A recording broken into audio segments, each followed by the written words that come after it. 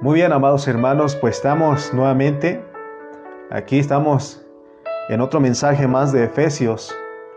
Estamos desarrollando Efesios y gracias a Dios porque en ese tiempo nos sigue manteniendo con su hablar. Y ese hablar, hermanos, es algo maravilloso porque Dios desea que nosotros entendamos cuál es su pensamiento, lo que Él nos quiere transmitir. Amén. Entonces estamos en este mensaje, creo que es el mensaje número 66. Nuestro tema es ¿en qué consiste la economía de Dios? Y de una vez, ahí está la respuesta. ¿En qué consiste la economía de Dios? En que Cristo se forme totalmente en nosotros. Amén. Poco a poco Dios nos ha ido abriendo nuestros ojos, porque hasta ahora puedo ver en tres maneras de cómo se usa la palabra economía. Economía tiene su proceso, que es lo que Dios tuvo que pasar, su encarnación, su vivir humano, su muerte, resurrección, entronización y su descensión como espíritu vivificante para entrar en sus creyentes. Ese es el proceso. ¿Y qué es la economía? Es la manera en que Dios se imparte a sus creyentes. Y ahora, ¿en qué consiste la economía? En que Cristo se forme totalmente en nosotros. Amén. Vamos a ir a Efesios capítulo 3. Vamos a Efesios capítulo 3. Vamos a leer unos versículos para empezar con nuestra enseñanza de esta hora. Amén. Dice Efesios capítulo 3, versículos 1 y 2. Efesios 3, capítulo 3, versículos 1 al 2 dice: Por esta causa yo, Pablo, prisionero de Cristo Jesús, por vosotros los gentiles. Ya explicamos de que Pablo no está hablando de que, no resalta de que él era prisionero de los soldados romanos de Roma, sino que él entendió, tomó esa circunstancia, esa metáfora, para aplicar lo que él es en Cristo, ¿no? Ahora en el 2 dice: si es que habéis oído de la administración, de la economía. Aquí tenemos la palabra administración, pero pero en el griego es, en la traducción original es, o en el original es, la economía de la gracia de Dios que me fue dada para con vosotros. Muy bien, vamos a empezar a desarrollar. Solamente quería mostrarles, ¿verdad? Tomar un versículo de lo que estamos hablando, que sean como base de lo que vamos a hablar, porque nuestro tema es ¿en qué consiste la economía de Dios? Miren, vamos a regresar los que ya tenemos algunos años de cristianos. No sé cuántos años usted tenga de cristiano o de ser creyente desde que usted recibió y aceptó a Cristo. Dios, yo tengo desde el 99, ¿verdad? Que entregué mi vida al Señor, y pues tengo que como 22 años de ser cristiano. Pero vamos a retornar, a regresar a ese tiempo cuando uno recibió a Cristo. ¿Todos se acuerdan de ese momento? ¿Todos se acuerdan de ese momento? Muchos de ustedes tienen poco, ¿verdad? Nuestra hermana Marisol tiene poco. Pero vamos a ir a ese momento, pero ya ha transcurrido un tiempo. Cuando uno recién aceptó a Cristo como nuestro Señor y Salvador, fíjense, hermano, el pensamiento. Uno cree que uno aceptó a Cristo y recibió como su Salvador, como su Señor y Salvador, para que un día Dios nos lleve al cielo y para que ya no vayamos al lago de fuego, porque esa fue la manera que nos predicaron. Y de ahí uno trata de ser una buena persona, ¿no? De ser un buen cristiano, y busca la forma de cómo adorar a Dios. Yo así lo viví, así fue mi experiencia, no sé si ustedes, pero muchos de nosotros solamente pensamos eso porque esa es la forma que nos predicaron, nos dijeron: ¿sabes qué? Quieres recibir a Cristo, porque si no hay un lago de fuego que te espera, ¿no? Y ya nosotros dice: bueno, voy a recibir al Señor. Y uno viene y dice, es para ir al cielo, para que Dios nos lleve al cielo un día y que ya no vayamos al lago de fuego. ¿verdad? Pero la pregunta es, ¿qué es lo que realmente le interesa a Dios ver en nuestra vida? Porque Dios tiene una meta, Dios tiene un propósito, Él tiene un beneplácito, un deseo. Vamos a seguir formulando algunas preguntas. ¿Acaso Dios quiere ver en nosotros un buen comportamiento? ¿O será que Dios quiere ver nuestras buenas virtudes humanas? ¿O será que Dios quiere que seamos bondadosos, pacientes, amorosos, generosos? ¿Será que eso es lo que Dios quiere de nosotros? ¿O quizás Dios quiere que seamos personas dotadas y llenas del conocimiento de la Biblia?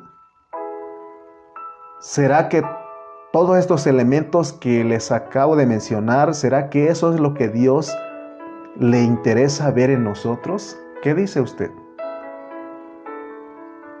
Porque puede ser que a estas alturas muchos de nosotros sigamos creyendo que eso es lo que Dios quiere.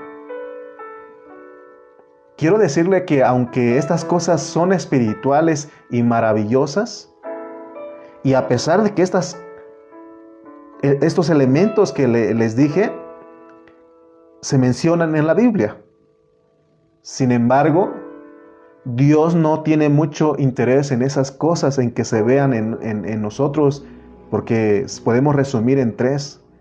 En nuestro comportamiento, que seamos buenas personas. Él no está interesado que usted y yo seamos buenas personas. En que nosotros mostremos una espiritualidad y que también mostremos el poder, ¿no?, de hacer milagros, de sanar enfermos, de tener dones. Porque la iglesia en Corinto, los hermanos allí eran muy espirituales y dice Pablo que no les faltaba ningún don. Eso él lo dijo en el capítulo 1. Pero en el capítulo 3 él dice que ellos eran carnales y niños en Cristo. Significa que no habían crecido nada en Cristo, que Cristo no había crecido nada en ellos. Entonces, ¿qué es lo que Dios realmente quiere ver de nosotros los cristianos? ¿Qué es lo que Dios quiere? Porque si no es nuestro buen comportamiento, si no es nuestra espiritualidad, si no es el poder de verdad de hacer milagros, de sanar enfermos, de hablar en lenguas, si eso no es lo que realmente, no es la meta de Dios, entonces, ¿cuál es lo que a Dios le interesa? Por eso vamos a ir a leer Efesios 3:17.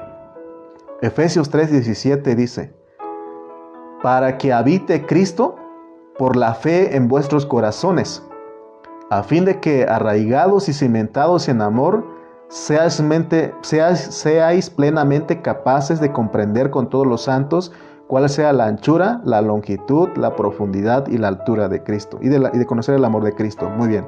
Pero en el versículo 17 hay algo que es lo que le interesa realmente a Dios. Efesios 3:17 dice: para que habite Cristo por la fe en vuestros corazones. Esto es lo que le agrada a Dios. Esa es la meta de Dios. Eso es lo que Dios anhela ver en sus creyentes. ¿Qué cosa? Que habite Cristo por la fe en nuestros corazones. Amén, porque eso es la economía. Eso es la economía. En el mensaje anterior, gracias a Dios que pudimos o ya entendimos lo que es la economía de Dios. Y dijimos que la economía viene del griego oikonomía, oikonomos, que es la manera en que Dios se imparte en sus creyentes. Pero la pregunta que tenemos porque surgen dudas, surgen preguntas, ¿no? Y la pregunta que nos hacemos en esta tarde o en esta noche es: ¿en qué consiste la economía de Dios? Y ya les dije la respuesta, ¿no? La economía de Dios consiste en que Cristo se forme totalmente en nosotros. Vamos a estar repitiendo esto una y otra vez porque con que se nos quede eso, hermano, en esta hora, quiere decir que Dios nos habló, o sea que sí entendimos el mensaje. Ya dijimos que la economía denota una impartición. Y lo que Dios nos quiere impartir es su vida. Amén. Empezamos diciendo que fuimos salvos, de verdad, de no ir al lago de fuego. Pero nosotros tenemos que entender bien en qué consiste nuestra salvación. Y es entender que cuando nosotros vinimos a Cristo, lo debemos saber, debemos estar seguros de que Él entró en nosotros. Pero el hecho de que Dios haya entrado en nosotros no significa que nosotros ya estamos totalmente listos para disfrutar todo lo que Dios tiene para nosotros, sino que eso es un proceso, toma toda nuestra vida. Siempre hemos dicho de los 80 años, Dios va a usar ese tiempo para que nosotros estemos listos, porque ya dijimos que inicialmente Cristo entró en nosotros, pero no significa que ya Él habita en nuestro corazón, porque eso ha sido la confusión en la cristiandad tradicional, porque la mayoría cree que cuando venimos a Cristo, donde Él entra o donde Él llega es en nuestro corazón, porque siempre dicen, ¿quieres recibir a Cristo en tu corazón? Pero no podemos decir eso, porque si nosotros decimos que Cristo ya entró en nuestro corazón, entonces nosotros pensamos igual que Él, amamos igual que Él, entonces buscamos lo que Él busca, pero después se da cuenta que no.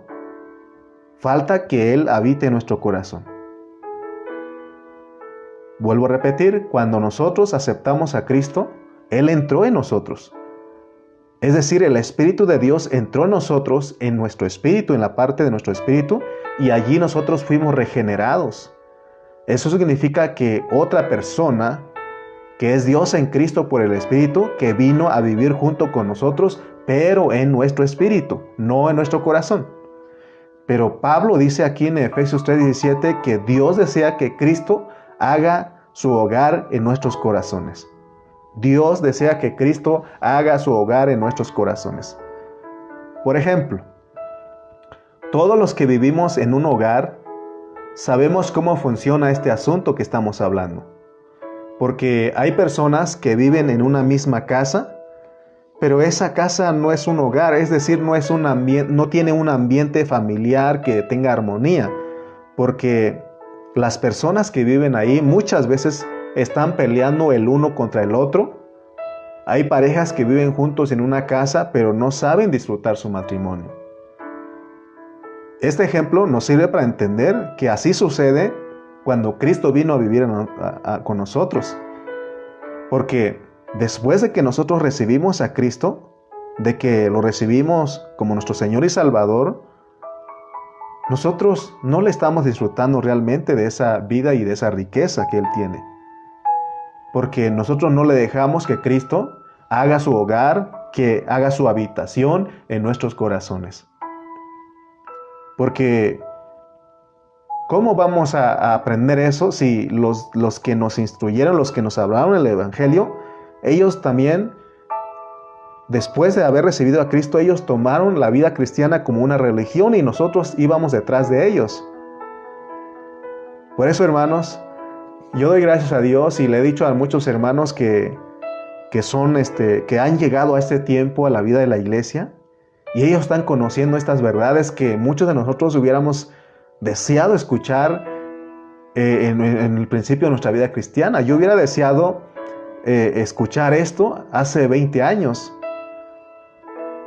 pero no fue así. O más atrás, hace unos 25 años, porque de que estamos estudiando esta palabra, pero gracias a Dios, que ya tenemos algunos años. Pero se dan cuenta que falta que Cristo haga su hogar en nuestros corazones. Porque una cosa es que Él venga a vivir con nosotros, porque dijimos que Él vino primeramente a nuestro espíritu. Cuando usted recibió a Cristo, recibió como su Señor y Salvador, Él vino a su espíritu, vino a nuestro espíritu. Pero aquí en Efesios 3:17 no dice Pablo que Cristo quiere habitar por la fe en nuestro espíritu, ¿verdad que no? Sino lo que Él dice es que Él quiere habitar por la fe en nuestro espíritu y en nuestra alma. Amén. O sea que primeramente llega a nuestro espíritu, pero Él desea habitar en nuestra alma. Eso es lo que quiere decir que Él habite en nuestros corazones. Porque cuando se habla del corazón, se habla del corazón psicológico que tenemos, que es la mezcla del espíritu con el alma. Que equivale a la hechura que dice Génesis 1:26. ¿Se acuerdan cuando Dios dijo, hagamos al hombre a nuestra imagen conforme a nuestra semejanza? Y ahí está hablando del corazón del hombre, que es la mezcla del espíritu con su alma, que es intelecto, sentimiento, voluntad y la conciencia. Ese es el corazón psicológico. Ahí es donde Cristo quiere habitar en nosotros. Si nosotros nos dejamos que Él habite, haga su hogar en nuestros corazones, entonces sí, hermano, vamos a pensar como Él piensa, vamos a pensar como Él piensa, conocer como Él conoce, amar y sentir como Él ama y siente, y vamos a buscar y escoger lo que Él escoge. Pero se dan cuenta que todavía falta. Pero Dios nos está hablando ahora de qué es lo que Dios quiere, y en eso tenemos que ocuparnos, porque eso sí es ocupar en nuestra salvación con temor y temblor. El versículo 16 de Efesios 3 dice, para que os dé conforme a las riquezas de su gloria el ser fortalecidos con poder en el hombre interior por su espíritu. Pero la primera parte dice, para que os dé conforme a las riquezas de su gloria. O sea que las riquezas de Cristo tienen gloria. Entonces Pablo oró para que Dios nos dé las riquezas de su gloria. Es una gloria, son las riquezas que se tienen que ver, que tienen que tener una expresión, porque gloria es expresión. Entonces, si Cristo entró en nosotros con sus riquezas, es para que nosotros lo expresemos, que se vea en nosotros los cristianos. Entonces aquí podemos decir, hermanos, que Dios no admira todo lo exterior de nosotros. ¿Cuál sería lo exterior de nosotros? Podemos aparentar, lo exterior de nosotros puede ser el tener conocimiento profundo, el conocimiento de la Biblia, y mucho conocimiento, quiero decir. Podemos ser gente que tiene el poder y que estamos ahí sanando enfermos, echando fuera demonios y todo eso. Aún podemos ser gente, algo exterior de nosotros sería ser personas de mucha oración y ayuno. No estamos diciendo que estas cosas son malas, pero tú sabes que saliendo de la oración o terminando de dar gracias por los alimentos o terminando de orar, sabes que muchas veces te has peleado con tu esposa, muchas veces te has peleado con tus hijos, ¿sí o no? ¿Te das cuenta que eso es exterior? No estoy diciendo que eso es malo. Lo que estamos diciendo es que Dios, lo que Él realmente admira de nosotros, si es que queremos ser admirados por parte de Dios, es que si nosotros nos estamos dejando que Cristo haga su hogar, que habite en nuestro corazón. Amén. Entonces, la economía de Dios es que Cristo entró en nosotros para trabajarse a sí mismo, porque nos quiere llevar a ser semejantes a Él en resurrección. Repito, la economía de Dios es que Cristo entró en nosotros para trabajarse a sí mismo, porque Él nos quiere llevar a ser semejantes a Él en resurrección. Amén. Esa es la economía. Mire, porque Dios Él quiere hacer todo en nosotros, solamente Él quiere de nuestra colaboración. Mire lo que dijo Pablo en 2 de Corintios 9:8. 2 de Corintios capítulo 9, versículo 8. Dice, y poderoso es Dios para hacer que abunde en vosotros toda gracia, a fin de que teniendo siempre en todas las cosas todo lo suficiente, abundéis para toda buena obra. Amén. ¿Quién es el que debe hacer las buenas obras en nosotros? La gracia. ¿Y quién es la gracia? Cristo. Amén. Tenemos que dejar que Cristo haga todo a través de nosotros. Si nosotros entendemos eso, significa que dejamos que Él lo hace, significa que Él ya está haciendo su hogar, su habitación en nuestro corazón. Entonces veamos que nuestra salvación, la salvación que Dios nos ha dado, no es cualquier cosa. El ser salvos debe ser estudiado diligentemente, porque nuestra salvación, hermanos, no solamente es de ir al cielo o de ser librados y de ser librados del lago de fuego, no. Hoy vamos a considerar en una forma profunda para qué es nuestra salvación, porque Dios nos ha provisto de una salvación. Pero nuevamente les recuerdo, ¿en qué consiste la economía de Dios? ¿En qué consiste? Para que Cristo se forme totalmente en nosotros. En eso consiste. Ahora, algunos creen que cuando hablamos de economía, que es para hablar de dinero y pedir dinero. No estamos hablando de eso. La economía, ya dijimos, que es que Dios se está impartiendo en nosotros. Hermanos, miren, Dios en Cristo, todos los días, Él está dispuesto a impartirse en nosotros.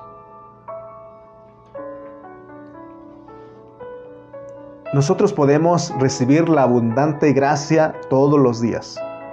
Es solamente de que nosotros le digamos, Señor, dame de tu gracia, impártete a mi vida. En este momento, donde quiera que tú estés, el Cristo que está dentro de ti, Él desea y está dispuesto a impartirse dentro de ti solamente con que tú te dejes, con que nosotros nos dejemos. Por eso, hermanos, entendamos que, aunque Efesios dice que fuimos escogidos y predestinados, pero nosotros no fuimos escogidos y predestinados solo para ser salvos de no ir al lago de fuego. No. Ser salvos aquí, de acuerdo a la palabra, de acuerdo al contexto que estamos llevando, es que significa que Dios comenzó algo grande en nosotros. La salvación de nosotros es grande. Por eso cuando tú lees Hebreos capítulo 2, versículo 3, miren lo que dice Hebreos. Ahí nos habla de cómo es nuestra salvación.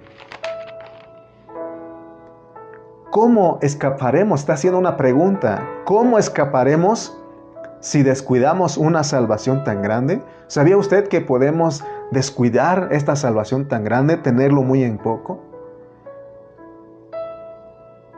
Muchas veces he sido un poco duro con los hermanos que están, que no han dado un valor que merece esta salvación. Pero también oro por ellos y tengo misericordia porque yo también puedo caer. Yo también puedo ser descuidado. Pero dice aquí que ¿cómo escaparemos? Si nosotros descuidamos esta salvación, no hay escapatoria. Porque esta salvación, como es tan grande, Dios la inició y la va a terminar. Pero ya te dije, ya les hemos dicho cómo es que Dios la termina. Si tú te dispones y tú dices, Señor, aquí estoy, quiero cooperar contigo, quiero colaborar contigo, en este tiempo, en los 80 años, Él termina la salvación tan grande en ti, en nosotros. Pero si nosotros vivimos descuidados, no le damos importancia a lo que Dios nos llamó, porque, hermano, Satanás es tan sutil que nos hace creer otras cosas. Y Dios dice, yo te di una salvación tan grande y yo la inicié, la voy a terminar. Si tú no quieres en estos 80 años, está bien, entonces tú ocupas 1080 años. ¿Quieres eso? Y muchos de nosotros como que le estamos diciendo, sí, Señor, sí, quiero esos 1080 años. Pero si tú eres un cristiano que ama a Dios, que anhela realmente a Dios y que has conocido realmente tu salvación, tú dices, Señor, yo quiero en estos 80 años, quiero ocuparme en esta salvación. Entonces ser salvo significa que Dios está trabajando dentro de nosotros. Ser salvo significa que Dios está trabajando dentro de nosotros, porque acuérdate que es una salvación tan grande. Tiene 3 etapas: la etapa inicial, la etapa del completamiento y la etapa de la consumación, ¿verdad? Entonces son 3 etapas. Entonces ahorita estamos en la etapa del progreso. Nosotros tenemos que progresar en nuestra salvación. Entonces esa es la carga de nosotros, de estarte enseñando, de estar instruyendo, porque un creyente bien enseñado, bien instruido y que se está desarrollando y que sabe cómo funciona su salvación, Él sabe y entiende perfectamente si su salvación está trabajando, está avanzando o su salvación está estancado. Tú sabes, hermano, si has entendido cómo es la salvación tan grande, sabes si realmente la salvación que Dios inició en ti está avanzando o se ha estancado. Porque atrás ya no puedes regresar. No puedes regresar porque fue Dios el que te escogió y te predestinó. Lo que sí puede pasar, porque ya hemos aprendido que no se pierde la salvación, pero sí se puede estancar en ti. Se puede estancar y ya no vas a progresar, no vas a llegar en la etapa de la consumación. Amén. ¿Cómo está la salvación en usted en esta hora? Usted, mi querido oyente, ¿cómo está su salvación? Usted conoce más que nadie. Yo puedo ver quizá lo externo en usted, pero usted más que nada, si entiende cómo funciona su salvación, dígame si su salvación está avanzando, que Dios la está trabajando o se ha estancado. Amén. Pero hay algo, una esperanza en nosotros. El Señor ya inició la salvación en nosotros. Pero recuerda pues que esta salvación tan grande tiene que desarrollarse y avanzar en nosotros. Y mira, lo único que Dios pide de nosotros es nuestra colaboración. Él dice, colabora conmigo. Ya hemos explicado cómo se colabora con Dios. Ahorita que estás escuchando la palabra, fuiste obediente a esta convocación y dices, aquí estoy. Quiero escuchar, quiero recibir palabra. Eso es colaborar con Él. Pero si nosotros, hermanos, no colaboramos con Él, entonces sí se puede estancar tu salvación. Se puede estancar esa salvación que Dios inició en nosotros. No importa cuántos años ya tengas de cristiano, pero si tú no colaboras con Él, a pesar de que tengas 20, 30 años de cristianos, la salvación que Dios inició está estancada por causa de que nosotros no estamos colaborando con Dios. Miren, hay otros hermanos que también, o quizá muchos de nosotros creíamos que así era. Creíamos que nosotros fuimos salvos, porque hoy día hay hermanos que creen que fueron salvos para que la gente los vea que son diferentes, que cambiaron su manera de vivir. Quizás dejaron el alcohol, quizás dejaron las drogas, quizás dejaron las pandillas, quizás dejaron muchas otras cosas. ¿Verdad? Ellos creen que Dios los salvó nada más para eso. Ya no le hago el alcohol, las drogas, a esta cosa, etcétera. Muchas cosas que hay. Muchos creen que para eso Dios los salvó. Otros creen que ser salvos, que Dios los salvó para que busquen el poder de sanar enfermos, para hablar en lenguas, para echar fuera demonios, etcétera. Pero todo eso es peligroso. Si nosotros creemos que así es la salvación, es peligroso porque podemos estar en otras cosas. Por eso tenemos que ser cristianos bien instruidos. Esa es la carga que llevamos, hermano. Porque de lo contrario, Satanás usa sutilezas y eso nos va a arrastrar y nos va a tener ahí metidos.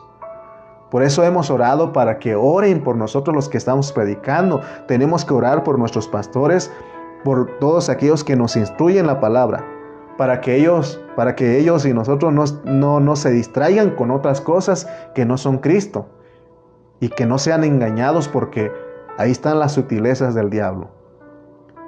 Hemos dicho que todas las doctrinas y actividades, hermanos, de la iglesia que no son la verdad, que no son conforme a la economía de Dios, son sutilezas de Satanás.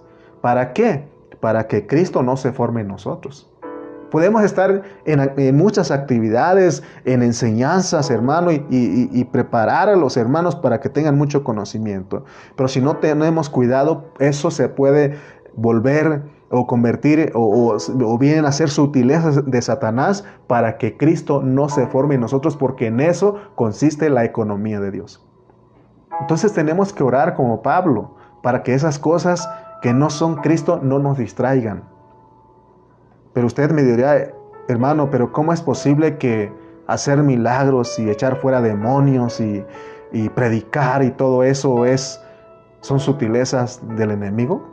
Leamos Mateo 7:21. Vamos a leer Mateo 7:21 al 23.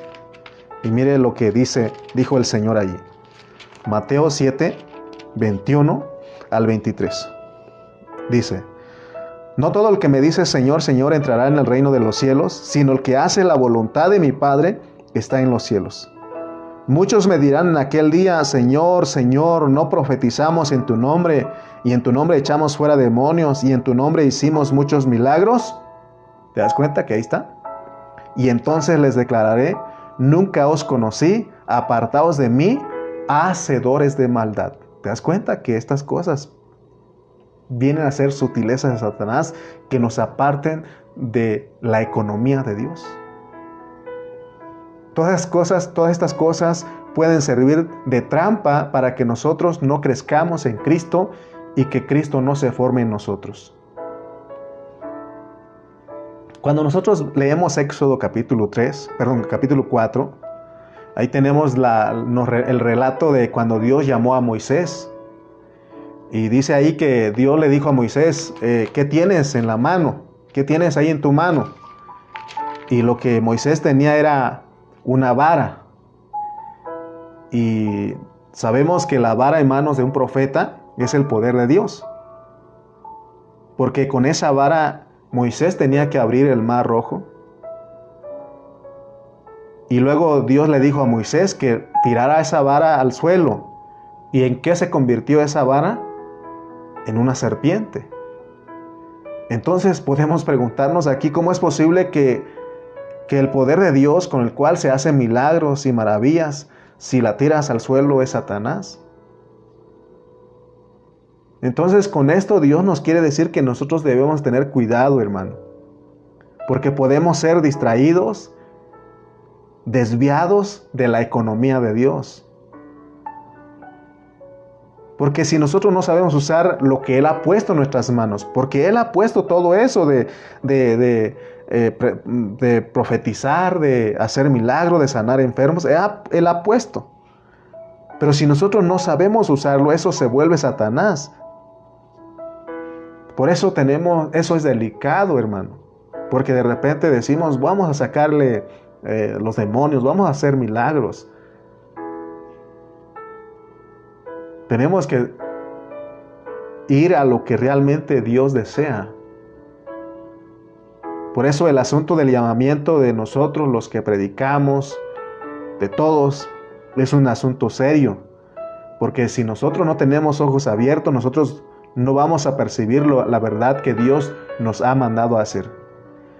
¿Qué hizo Moisés cuando vio la serpiente? Él huía de la serpiente.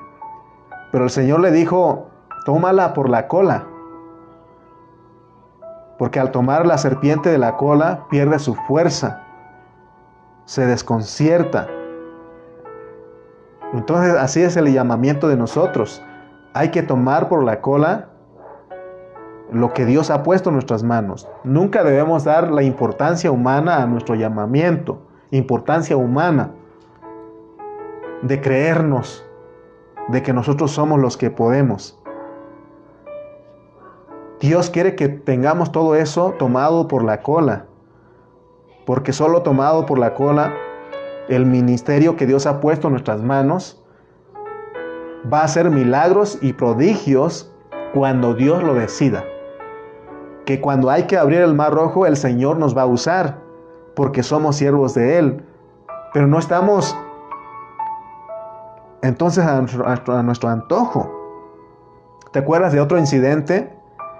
Cuando Jesús tuvo hambre y le dijo al diablo: si eres hijo de Dios y si tienes poder, convierta estas piedras en pan. Mi pregunta es: ¿Jesús podía convertir esas piedras en pan? ¿Él tenía el poder? Claro que sí. Pero Él no lo hizo. Pero cuando uno no entiende, si uno no entiende cuál es el propósito de Dios, que Dios tiene que hacer todo en nosotros, entonces vamos a tener toda nuestra colonia, todo nuestro pueblo llena de panaderías. ¿Te das cuenta? Por lo tanto, no nos podemos jactar por lo que tenemos, porque nosotros ya sabemos que lo que Dios ha puesto en nuestras manos, si no lo usamos correctamente, ya sabemos en qué se convierte. Por eso Dios nos ha puesto a estudiar Efesios, porque cuando llegamos a Efesios hay algo diferente. Y lo que encontramos aquí en Efesios es la economía de Dios. Y debemos saber que la economía de Dios no es un asunto de obras, ni de dones, ni de milagros, ni de conocimiento exteriores, sino que la economía de Dios es un asunto de cuánto se ha formado Cristo en nosotros. Por eso Pablo, él oró con urgencia, y podemos decir que él ora con urgencia para que nosotros tengamos un espíritu de sabiduría y de revelación. ¿Por qué Dios nos habla de esta manera? Porque a Él no le interesa lo que nosotros hacemos, sino lo que a Él realmente le interesa, hermano, es cuánto Cristo está creciendo en nosotros. Pablo tuvo una clara visión de lo que Dios, de los intereses de Dios para con su iglesia. Y ojalá que nosotros tengamos la misma visión. ¿Cuál es la visión que Dios le dio a Pablo en Efesios respecto a su iglesia? Respecto a los creyentes. Que Cristo se forme y que haga su hogar en los cristianos. Que Cristo se forme y que haga su hogar en los cristianos. Eso es la economía. ¿Cuántos han leído Gálatas 2:20? Yo creo que muchos de nosotros hemos leído Gálatas 2:20. Es más, lo sabemos. Es un versículo muy famoso entre los cristianos y muchos lo sabemos de memoria. Porque dice: con Cristo estoy juntamente crucificado y ya no vivo yo, mas vive Cristo en mí, y lo que ahora vivo en la carne, lo vivo en la fe del Hijo de Dios, el cual me amó y se entregó a sí mismo por mí. Muchos de nosotros hemos dicho: ya no vivo yo, Cristo vive en mí. Pero en la realidad, no es Cristo el que está viviendo en nosotros. Vuelvo a repetir porque todavía tenemos malos pensamientos. Tenemos malos pensamientos, amamos más otras cosas, buscamos más otras cosas, escogemos más otras cosas de las que Dios no escoge.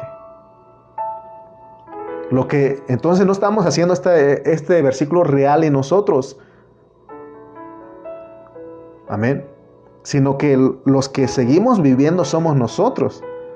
Porque cuando alguien nos toca, nos tienta, nos hace algo, lo que sale es nuestro yo y nuestra carne. Amén.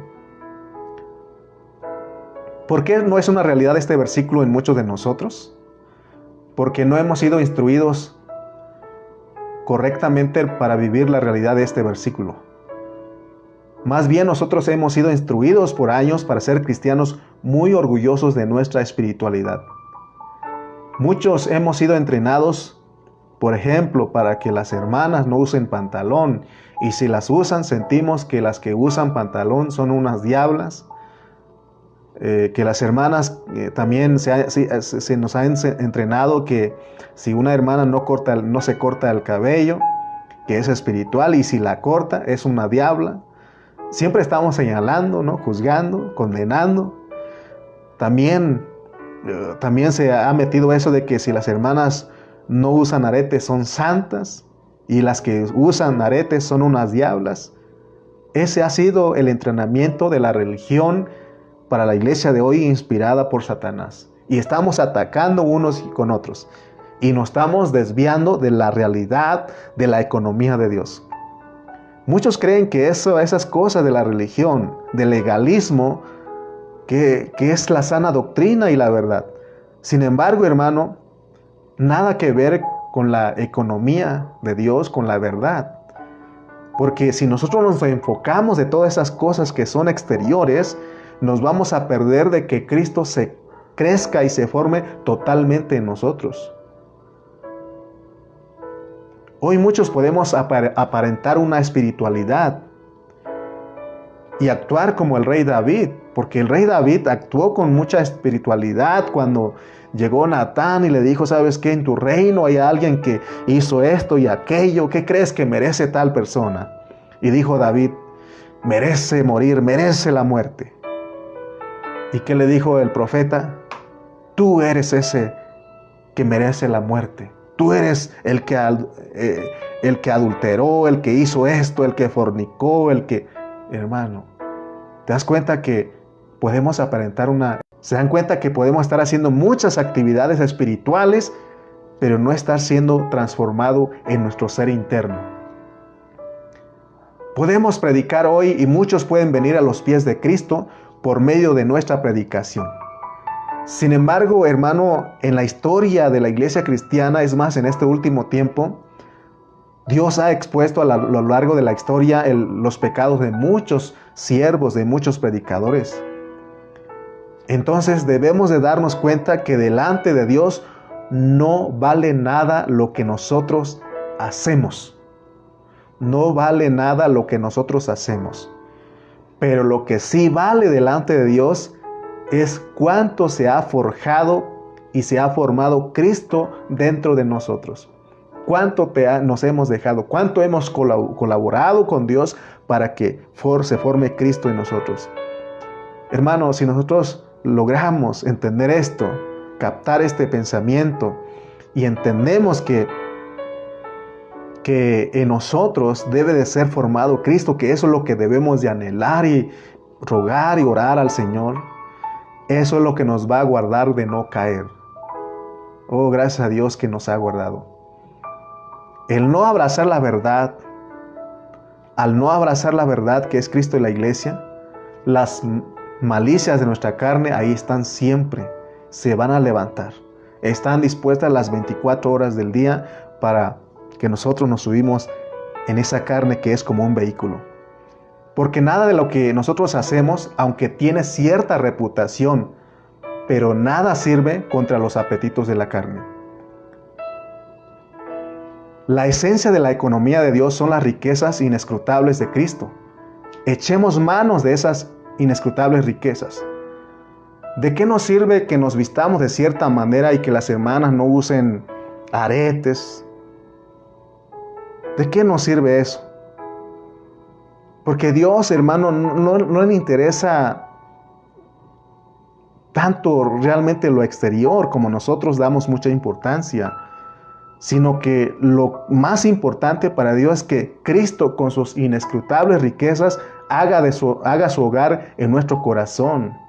Que vivamos, que cada día le digamos, Señor, muévete en todas las áreas de mi vida, aquí estoy. Aquí estoy, Señor, aquí estoy, muévete, Señor. Aquí doy libertad para que tú saques todo lo que hay en mi interior, lo que no te sirve, y vive en mí. Porque Dios, Él no está viendo cómo te vistes, ni cómo te peinas, sino lo que Él desea es que si en nuestro actuar, en nuestro conducir delante de nuestra familia, delante de los hermanos y delante de los hombres, se vea Cristo. Si se ve Cristo, Dios está satisfecho. Porque entonces Él dice, este es mi Hijo amado. Pablo dijo en Colosenses 3:16 que la palabra de Cristo more en abundancia en vosotros. La pregunta es, ¿hay palabra de Dios en tus labios cuando alguien se acerca a ti? Cuando estás con alguien, ¿hay palabra de Dios ahí? ¿Sabes delinear bien la palabra de Dios conforme a la economía de Dios? Vemos que Pablo no predicaba doctrinas, porque cuando le preguntaron acerca del bautismo, él mencionó que bautizó a ciertos hermanos, pero él dijo que no fue enviado a bautizar, porque él no estaba por las doctrinas, sino que él estaba por la verdad que es Cristo y la iglesia. Entonces, ¿sabes hasta acá cuál es lo que le interesa a Dios? ¿Qué es lo que le interesa a Dios si tú captaste hasta acá? Es que nosotros nos tomemos a Cristo como nuestra persona, que ya no vivamos nosotros, sino que viva Cristo en nosotros. A Dios no le interesa nada de lo que nosotros pretendamos, ni nada de nuestra vida exterior, porque aún podemos tratar con amabilidad a las demás personas, pero eso no le interesa a Dios, porque hay personas que son amables que ni son cristianos, son más amables que nosotros los cristianos a veces, y ni cristianos somos. Lo que a Él sí le interesa es que sí nosotros estamos dejando que Él viva en nosotros cómodamente. Cuando nosotros vamos a Isaías 66, 1 al 2, Él dice que Dios habla de qué tamaño es, pero Él dice que Él desea vivir en un lugar, pero Él dice, ¿dónde está la casa que me habréis de edificar? Porque yo soy de este tamaño. Pero él dice, yo quiero vivir. Y en el versículo 2 él dice que él está buscando el corazón humilde, pobre en espíritu, donde él pueda reposar. Por eso Pablo dice que Dios está buscando un hogar. Él está buscando dónde descansar. Así que si nosotros no lo tomamos como nuestra persona, si no entendemos eso, Dios jamás se va a sentir cómodo en nosotros. Que no dice que cuando uno hace cosas que no tiene que ver como hijos de Dios, el Espíritu Santo se pone triste. Por eso dice, no contristáis al Espíritu Santo. Tomemos a Cristo como nuestra persona. Dejemos que Él habite en nuestro corazón, hermanos. Repito nuevamente, ¿en qué consiste la economía de Dios? ¿En qué consiste? En que Cristo se forme totalmente en nosotros, para que Él pueda ser visto. Cuando Cristo es visto, eso es ser diferente a un hombre espiritual que solamente puede vivir en apariencia. Si nosotros vivimos a Cristo, fíjense, hermano, con esto vamos a terminar. Si nosotros vivimos a Cristo, por eso en Chimalpa, allá en Acopilco y aquí en Tultitlán les dije que nos conviene a todos vivir a Cristo. Le conviene al esposo vivir a Cristo. Le conviene a la esposa que su esposo viva a Cristo. Le conviene al esposo que su esposa viva en Cristo. Le conviene a los hijos que los padres vivan en Cristo. Y le conviene a los padres que los hijos vivan en Cristo. Nos conviene a todos que vivamos en Cristo. ¿Por qué? Porque si nosotros vivimos a Cristo, nosotros vamos a ser dirigidos por el Espíritu Santo y vamos a ver qué se hace en cada situación y no hay necesidad de preguntar. Nosotros debemos decidir y definir el estar viviendo en Cristo. Así como dijo Josué, yo y mi casa serviremos. Ahora, tú decide y defínete el vivir a Cristo. Tenemos que asumir esa responsabilidad y completar el gozo de nuestro Dios. Pero muchos creen que para decir que uno está viviendo a Cristo es que tenemos que ser buena onda con toda la gente, tratar a todos amablemente y tener que estar todo así agachadito, ¿no? Así en una forma para que crean que Cristo verdaderamente está viviendo en uno. Pero no, hermano, no es de que tú aparentas cierta espiritualidad, no. Porque Pablo oró para que él hablara con denuedo la palabra. Y con denuedo significa cuando hay que sacar a todos los cambistas y los vendedores de palomas del templo y hay que voltearle las mesas y con chicote en mano tenemos que sacarlos. Si ves en la palabra, el carácter de Cristo fue duro con los fariseos y con los que seguían solo por milagros y por comida. O sea, ¿te acuerdas cómo trató con ellos? Entonces vivir a Cristo es que Cristo se forme totalmente en nosotros. Es expresar el carácter de Él. Porque el carácter de Cristo es que lo que a Él le gusta y lo que a Él no le gusta, pues no le gusta. Por eso, hermano, nosotros no estamos para quedar bien con la gente. Yo entendí eso. Antes esa era mi preocupación, ya hablé duro, ya les dije las cosas como son y seguramente fulano ya se enojó y hermano, eso es ser buena onda. No hay que ser buena onda sino ni redondos, hay que decir la verdad aunque duela, porque entonces es lo que Dios quiere. Si Dios quiere que hablemos muchas veces la verdad y es dura y es fuerte, tenemos que decirlo. Alguien dijo por ahí, prefiero herirlos con la verdad y no matarlos con la mentira. Entonces prefiero hablarte la verdad que es Cristo y la iglesia, aunque te hiera, pero ¿sabes qué? Te vas a sanar. Que Dios nos ayude, hermanos, a entender el propósito de su corazón, el deseo de su corazón. Oh Señor, gracias, amado Dios, porque en esta hora, Señor, nos permites verte, Señor. Nos permites ver el deseo de tu corazón, tu economía, Señor. Oh, perdónanos, Señor, si no hemos entendido esta realidad, si no hemos abrazado esta realidad. Pero aquí estamos, amado Dios, porque queremos servirte, amado Dios. Queremos agradarte en todo. Oh, gracias, Señor, por tu palabra en esta hora. Gracias por mis hermanos que estuvieron atentos a tu hablar. En el nombre de Cristo Jesús. Amén y amén. Amén, hermanos. Gracias por acompañarnos. Este fue el mensaje de Efesios. ¿En qué consiste la economía de Dios? En que Cristo se forme totalmente en nosotros. Amén. Hoy aquí en México, muchos van a decir, viva Cristo, viva nuestra independencia, viva México, viva nuestra independencia, que viva Cristo, ¿verdad? Muchos van a decir, viva México, viva nuestra independencia, viva su jefa, como dijo aquel niño. Pero nosotros no. Yo quiero decirte que nosotros como cristianos no tenemos nacionalidad y lo que podemos gritar no solamente en esta fecha, sino que todo el tiempo, que viva Cristo y que viva nuestra dependencia de Él. Porque nosotros no somos independientes. Nosotros dependemos de Cristo, dependemos del árbol de la vida, dependemos de nuestro Dios. Nos independizamos del diablo, de la esclavitud del diablo, para ahora dependernos de Cristo. Viva nuestra dependencia de nuestro Cristo, de nuestro Dios. Viva Cristo. Así que Dios te bendiga. Y si vas a cenar,